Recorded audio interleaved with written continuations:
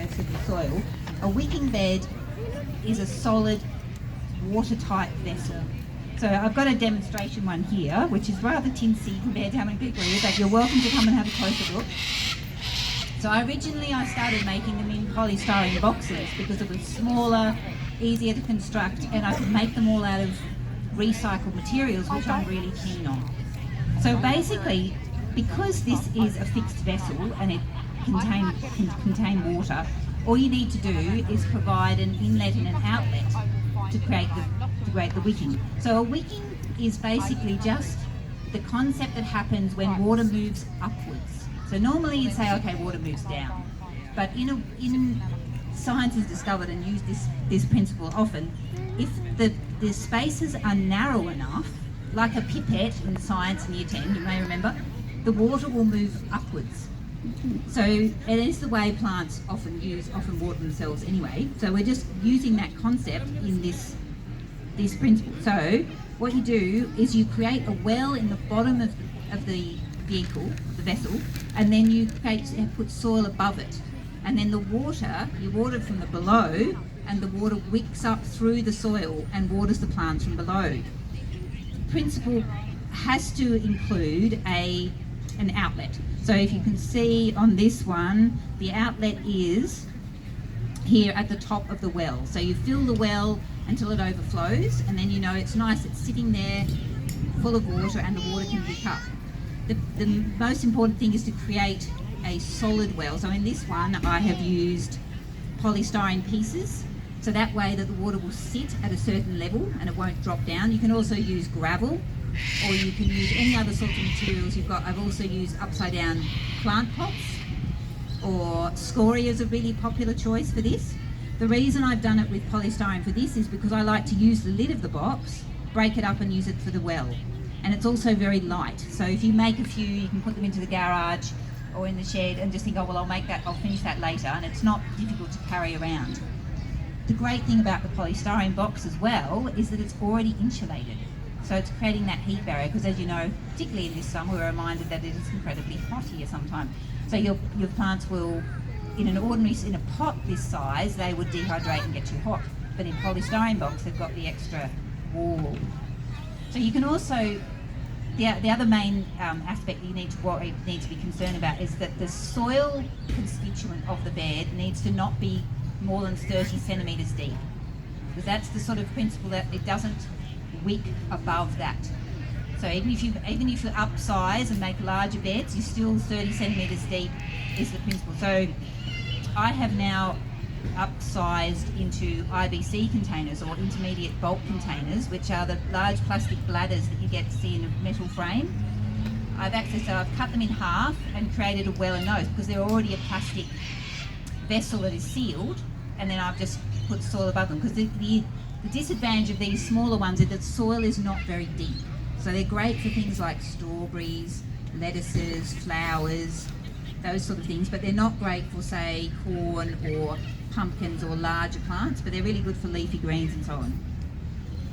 So that's basically the concept. And also with the soil, the soil constituent that you put in, I use a 4 parts compost to 1 part sand, because the thing with wicking is that you need to allow those gaps, you need to allow that drainage for the water to run or to wick up and down inside the bed. The advantage of a wicking bed over an ordinary garden bed that would just sit on the ground is that the plants often, if you water them from the surface, the roots become weaker and dependent on the watering. Whereas if you're watering from below and the water is seeping up, then the plants tend to create larger, deeper roots that creates a healthier plant overall. Yep. So what are the other things to mention about this? You can drain the system, where you can just tip. Well, with this one, I would just tip it out with an IBC wicking bed container. I've got my outlet is I can turn it upside down so the water can drain out. So some people are concerned about the water becoming stagnant or anaerobic condition in the well. So you can just every now and again you can just tip out the water and refresh it if you feel that you need to. The other thing is that between the well and the soil, you need some sort of layer. So I use geotextile fabric, which is it's an industrial landscaping fabric, which is plastic. But you can use. The advantage is that it's got it's porous, so the water will flow through, but the soil won't. So the water will come up, but the soil won't go down into your well. You can use fabric. You can use the original person who did it just used pine bark and put the soil above it. The difficulty, of course, with using something that's organic, like a towel or a sheet, is that it will perish eventually, and you have to rejig it again. So that's basically the concept. Is any questions? Yes. What's your favourite plant to put in them so far? What's my favourite plant to put in them? Strawberries, I think. Strawberries have been, according to people who've reported to me, strawberries are the most successful thing. Because they love, the thing with these wicking beds is as well, that you can, they're sort of a set and forget in some ways, because you can keep the moisture remains in there for about a week or so, depending on the time of year, and the water will slowly wick up, which is wonderful for things like strawberries that are European plants that love constant small amounts of water rather than large amounts of sudden water like a tropical plant might like. And also you can go away for the weekend and just leave them and they won't dry out. I love to, my stall is number 35 and I have one, if you're interested, I have a polystyrene box that's in a pallet box with wheels, and so I can just wheel it into the shade if it gets too hot. And it's also great for people who with lesser mobility, because the thing is they become very heavy, these polystyrene boxes, when they've got the water and the soil in. So making a little box and putting some wheels on it is a really great way of moving it around. It also moves really well on a skateboard. I use a broccoli box size. It's really great on the thinner modern skateboards. Really good for that. Any other questions? Yeah. Well, I actually don't use. Oh, sorry about that. I don't actually use potting mix. I'm just one of those people who just likes everything raw and real. So I just use either my own compost or I buy just a bag of just compost. I'm just not so much into slow release fertilizers. That's just me. But you could use a potting mix, because the potting mix has some sort of aggregate in it that makes it finer and allows for drainage. So you could use potting mix, absolutely. Yeah, and you also need to think it's like a pot. So you need to replenish it after 6 months or a year if you've had a good crop in it. Particularly something like a leafy green that takes a lot of nitrogen out of the soil. You need to sort of rejig it, so you just empty it out and add a lot of soil into it. Can I ask behind you? Sorry, yeah. Where are you getting your compost from? Where can we, as kind of general kind of people around where do I get it from? Do I get it from the large department store that starts with B? No, or are there other places? Yeah, good. No, not really Hammer Barn. I'm not really recommending.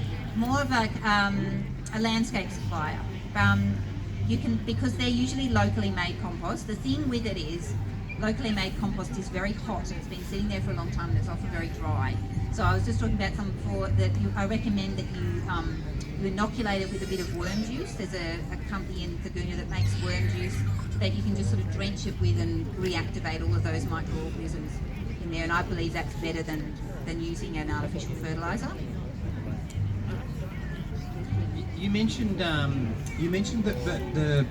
the water can get anaerobic, meaning? Meaning that the bacteria can build up in there that don't require air, which can be a problem, but it's not. Some people are concerned about it. I've never had a problem with that, but some people like to know that the water is fresh in there, so they like to rejuvenate it and replenish it.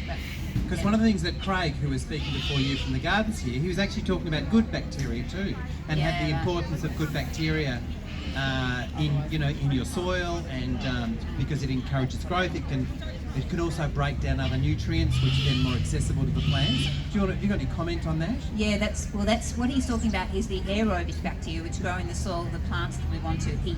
So the anaerobic is the kind of bacteria that grow in a lake or in a pool that's been left for 5 years without chlorination. That's anaerobic bacteria. So as plant growers, we want to encourage the aerobic bacteria. So they're the ones that you can activate by using the worm juice. There's another great thing about these is that you can fertilise them just with adding a bit of liquid fertiliser to the well. So you don't even have to dilute it. You can just add like a little cup of your cap of your sea salt or worm juice and just add it to a full well, and it's diluted for you. Ah, good. So you don't need to add it over the top. It can just be part of No, your it on a can be watering process. part of the watering process, yeah. So I often do that in mine.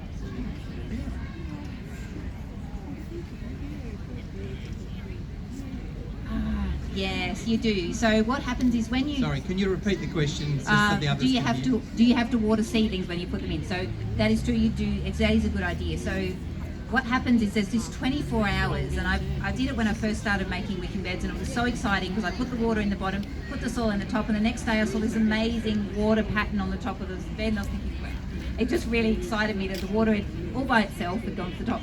So the 24-hour rule is a good rule, and thank you for reminding me of that. So if you want to plant something, it's a good idea to set it all up, put the water in, wait till the next day, and then put your seedlings in. And if they're really tinsy, then it's probably, it is a good idea to water from the top. Yeah, and you can also just water from the top anyway if you want to. It'll just go down to the bottom. But yeah, if you want to be really strict about it, and I did that when I first started doing it, was I always watered from the base just to see if it would work, and yeah, it does. Anything else? Another question there. Yes. Oh yes. When I buy my first wicking bed, what would you personally recommend my first plant to be? My first plant to be in. First wicking bed. Well, it depends on the time of year. So, you know, going into winter now would be a great one to put some leafy greens like kale or something in, I would recommend. Or some parsley or something. It's great for herbs. I had one of my persons who did a workshop with me, she said, I don't ever kill my herbs now thanks to your wicking beds. And the great thing about these is that you can make your own. There are ones you can buy that are black plastic, but I recommend start with these if you can handle the look of them. Start with a poly box and have a go, because it's only a small project and it won't, if you make a mistake, it doesn't matter. As I said, I know it's tricky to see for everyone, but you're absolutely welcome to come either up to the table after the talk or over to my stall, which is near Cat's Pyjamas, and have a closer look. Yep. I've got some bits. I've got some elevated corrugated iron garden beds, and I just, over the years, I just realised I really hate them. It's the heat kills everything. I'm continually having the water, and nothing ever survives it as well as it should.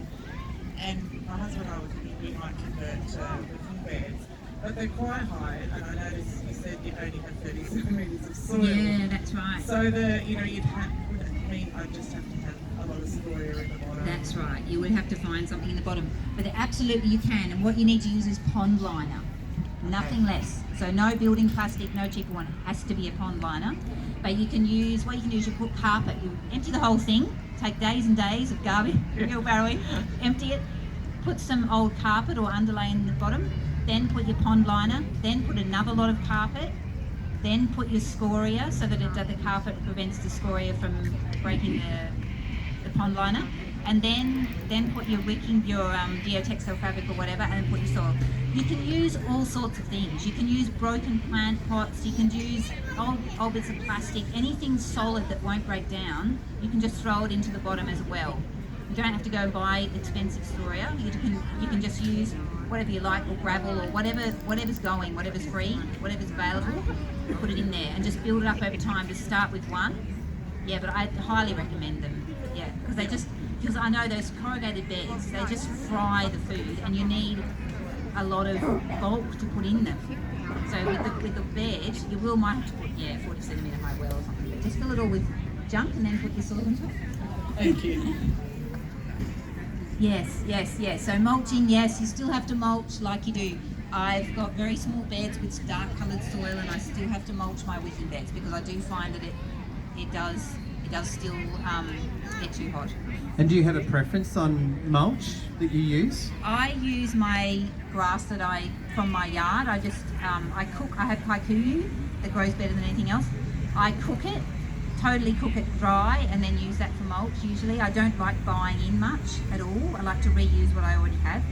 Very thin layers of grass cuttings works as well, especially when they're little. But yeah, just try with leaves.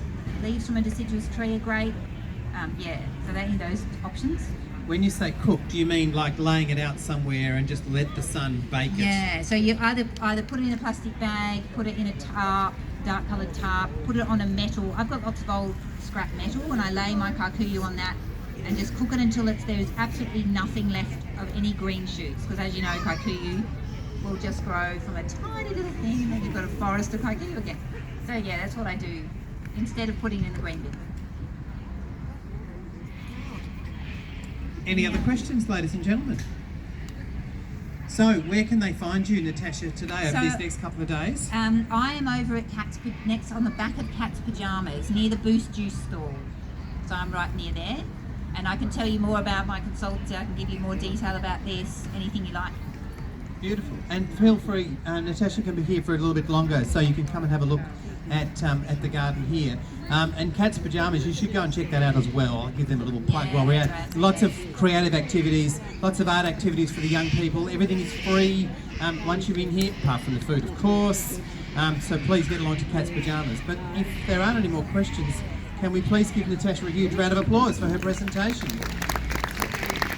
Thank you very much.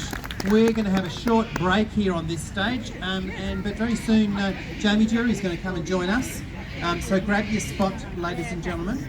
Jamie's going to have a little chat, but also an opportunity to take a photograph with him if you would like. So